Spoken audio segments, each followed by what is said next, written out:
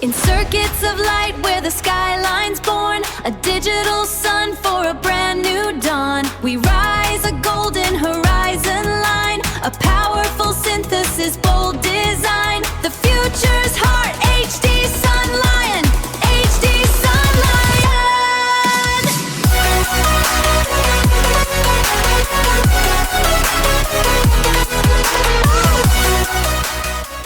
ස්වල හැමෝම කතා වෙන්නේ එල්නිනෝ ගැන.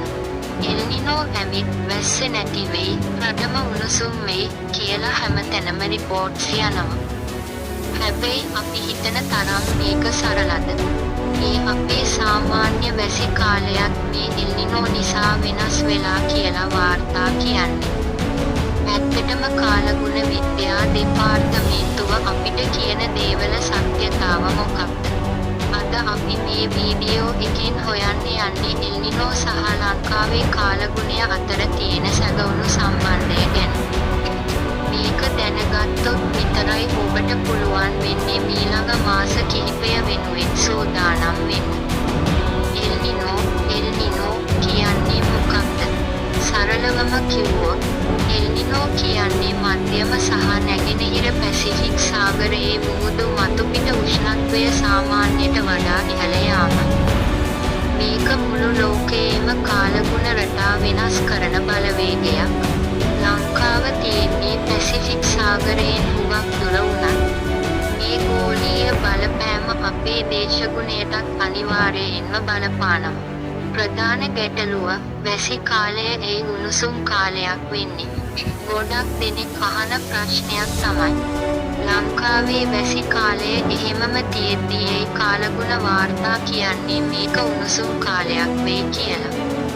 කියන එක මෙහිදී තේරුම් ගත යුතු කරුණු කිහිපයක් තිබෙනවා. බලාපොළු ආවරණය. එල්නිනෝ බලපෑම නිසා වායුගෝලයේ තෙතමනය වෙනස් වෙනවා. සාමාන්‍යයෙන් වැස්ස ලැබෙන දිනවලදී පවා වලාකුළු ආවරණය අඩු වුණොත් සූර්ය තාපය කෙලින්ම පොළොවට පතිත වෙනවා. ඒක තමයි ඔබට වැසි කාලෙත් ඇයි මේ තරම් රස්නේ කියලා හිතෙන්නේ. උෂ්ණත්වයේ ඉහළ යාම එල්නිනෝ නිසා ගෝලීය උෂ්ණත්වය ඉහළ යනවා. අපේ වැසි ඇති කරන සුළං රටා වෙනස් වීම නිසා අපේක්ෂිත වැස්ස ලැබුණත් එම කාල පරාසයන් අතර ඇතිවන වියලි කාලගුණය වඩාත් උණුසුම් වෙනවා. 4. කාලගුණ වාර්තාවල සත්‍යතාව සහ වරද. බොහෝ දෙනෙක් කාලගුණ වාර්තා ගැන සැක කරනවා. මේවා බොරු. වැස්ස කියනවා හැබැයි ඔව් වගේ අදහස් සමාජ මාධ්‍යවල තියෙනවා. මේකේ සත්‍යතාව අපි මෙහෙම බෙදමු. වාර්තාවල තියෙන සත්‍යතාව ගෝලීය ආකෘති ග්ලෝබල් මොඩල්ස්. කාලගුණ වාර්තා පදනම් වෙන්නේ චන්ද්‍රිකා දත්ත මත. මේ දත්ත 90% නිවැරදි. ප්‍රවණතා පුරෝකතනය ට්‍රෙන්ඩ් ෆොරිකාස්ටි. ඕම් කියන්නේ නිශ්චිතවම වැස්ස ලැබෙන වෙලාව නෙවෙයි, එම මාසයේ සමස්ත උෂ්ණත්වය සහ වර්ෂාපතන ප්‍රවණතාවයි. වැරදීම් සිදුවන තැන් මංගෝලීය විවිධත්වය. ලංකාව පුංචි රටක් වුණත් කඳුකරය, වියලි කලාපය සහ තෙත් කලාපය අතර කාලගුණය විශාල ලෙස වෙනස් වෙනවා. එකම වාර්තාව මුළු රටටම පොදු වුණත් හැම තැනකටම එය එක සමානව දැනෙන්නේ නැහැ. මයික්‍රෝක්ලයිමේට්ස් අපේ නගරවල තියෙන කොන්ක්‍රීට් වනාන්තර, ගස් කැපීම සහ වාහන දුම නිසා පවතින උෂ්ණත්වය කාලගුණ වාර්තාවේ දැක්වෙනවාට වඩා වැඩියෙන් අපිට දැනෙනවා.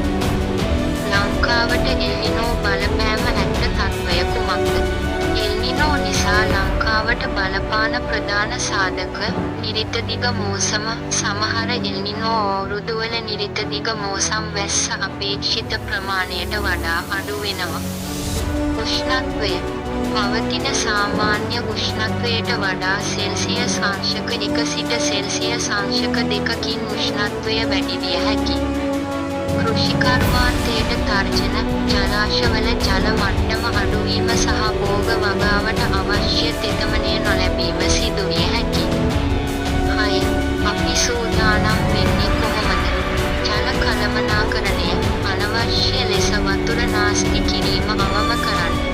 සෞඛ්‍යය දහවල් කාලයේ එළිමහනේ වැඩ කිරීමේදී ප්‍රවේශම් වෙන්න විචලනය වළක්වා ගැනීමට ජලය පානය කරන්න.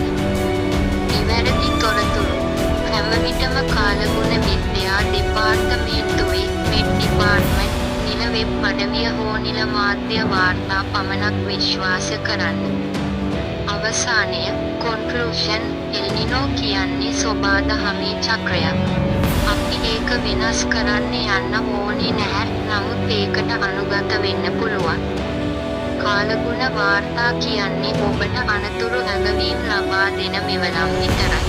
වැරදි තොරතුරු වලට නොරැවටි විද්‍යාත්මක කරුණු අවබෝධ කරගෙන අපේ පරිසරය රැකගන්න එක තමයි මේ අභියෝගයට තියෙන එකම විසඳුම. මේ ගැන ඔයාගේ අදහස මොකක්ද? පහලින් කමෙන්ට් කරන්න. වීඩියෝ එක වැදගත් නම් යාළුවන්ටත් ෂෙයා කරන්න.